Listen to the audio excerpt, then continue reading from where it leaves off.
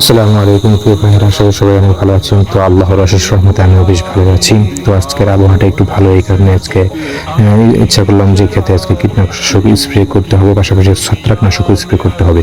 তো আমি পরশুদিনও স্প্রে করছি, শরীরটা আমার ভালো না, তাই ভাইয়ারে বলছি যে ভাই আজকে একটু স্প্রে করে দে। তো ভাইয়া বলার সাথে সাথে ভাইয়া স্প্রে করার জন্য খেতে নেমে গেছে। তো আমাদের এই 40% এই জমিটা আজকে ভাইয়া স্প্রে করতেছে। তো ভাইয়া স্প্রে করার কারণে আমার কাজটা অনেক সহজ হয়ে গেল, আলহামদুলিল্লাহ। তো আমার আর এক কথা মনে পড়ে গেল যে আমার ওই সবজির বেডগুলো একটু ঢেকে দিতে হবে, কারণ সন্ধ্যা হয়ে যাইতেছে। যদি রাতে আবার বৃষ্টি হয় তাহলে সব সবজিগুলো একেবারে নষ্ট হয়ে যাবে। তো এই কারণে সবজিগুলার বেডগুলো পলি দিয়ে ঢেকে দিতেছি।